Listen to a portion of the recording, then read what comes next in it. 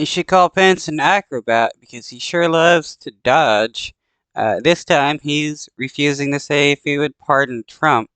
I mean, this dude had his life threatened by Trump and his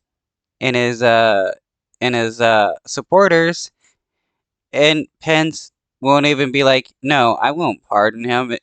It's just hilarious how Pence is still a suck up to Trump. Former Vice President and 2024 presidential candidate Mike Pence was on Meet the Press yesterday, during which he criticized Donald Trump and talked about whether or not he would pardon Trump if the former president was convicted of a federal crime.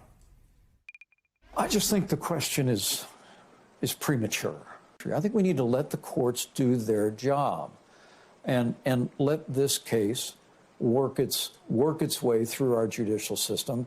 And if I have the great privilege of being president of the United States, as I did when I was a governor, we would evaluate any request for pardon for any American. If you were President Biden, would you pardon him right now?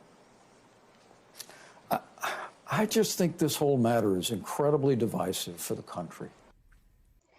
You could just say yes or no, dude. You already. He's gonna be like, he's going to refuse to be direct about anything since he's running for president, and he's gonna be worried about not getting enough votes if he says the wrong thing, especially about Trump, since there's still a lot of Trump supporters. Look, in 2016, Donald Trump promised to govern as a conservative. And I'm proud to say that we did for 4 years under the Trump-Pence administration.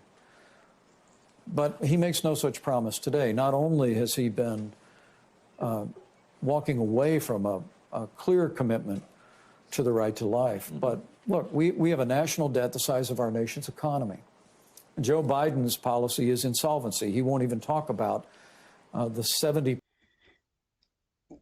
All nations will have debt all the time, no matter what. It's always going to just increase because that's just the way the system is set up. And this fake issue with the debt is just hilarious because no matter what, every time we need to raise the debt ceiling, we do that because it's the only way nations are able to function is by just increasing the amount of debt they get to borrow. Percent of the federal budget that represents entitlements that's driving that debt. Does President Trump want to talk about it? Donald Trump's position on the national debt is identical to Joe Biden's. Joining us now, national politics reporter for The Hill, Julia Manchester. Julia, thanks for being here. So Pence appears to be walking a tightrope when it comes to Donald Trump. He has been critical of him on a few matters, including, of course, January 6th. We just heard some of it there on Meet the Press yesterday. But, of course, he is so closely aligned with Trump, so associated with Trump for 4 years. How the people you talk to in Pence world, how do they see him navigating this going forward?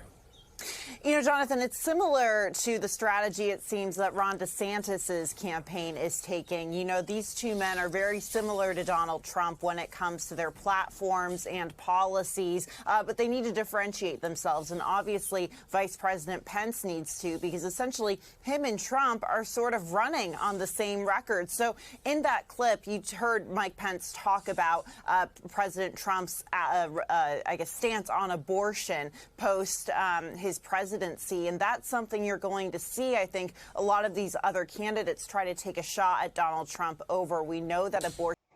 It's funny because even a large percentage of the Republican base is against outlawing abortion, which is why a lot of the Republican politicians and stuff have wanted to get more hush-hush about outlawing abortion because their base is getting mad about it.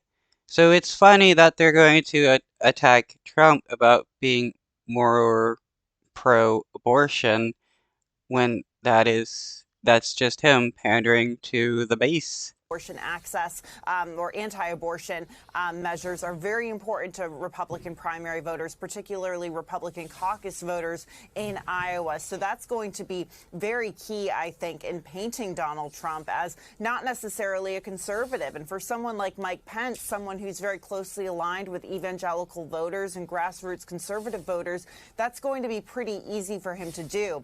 The problem is, though, how well does that play in states that aren't maybe Iowa or South Carolina? How does that play in a New Hampshire that might be a bit more libertarian, for example, and more pro-choice, and how Republicans look at this issue of abortion? So I think that's going to be issue number one there. So we heard Pence get asked about the possibility of a pardon for Donald Trump. I'll give you a spoiler right now.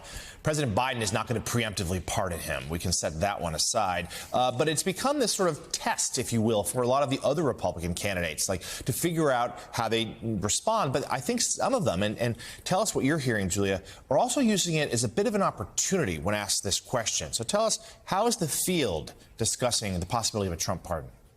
Well, if you want to talk about tightropes, this is definitely one where they're walking a tightrope. I mean, look, you have Vice President Pence not exactly answering that question, trying to play it safe. Ron DeSantis, same thing, saying that he would aggressively use pardons during his administration, but we don't know exactly how he'd feel about Trump in particular.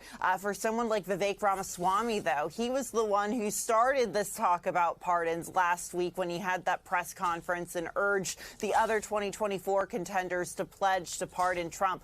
It's just such an awkward situation for a lot of these Republican candidates, because this is an area where you would think Trump would be vulnerable on this topic. But the fact of the matter is, Republicans I talk to say that this idea or this feeling that there is a double standard against Republicans coming from the FBI and the Justice Department is a belief that is very well held, or very tightly held by many Republican primary and caucus voters. So Yeah, because they hate the idea of right-wingers being investigated or charged for their crimes, when they only like the FBI when it's weaponized against the left wing, especially left-wing protesters.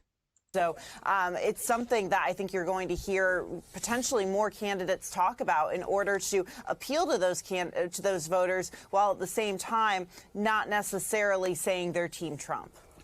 The Hill's Julia Manchester with some terrific reporting for us this morning. Thank you for joining.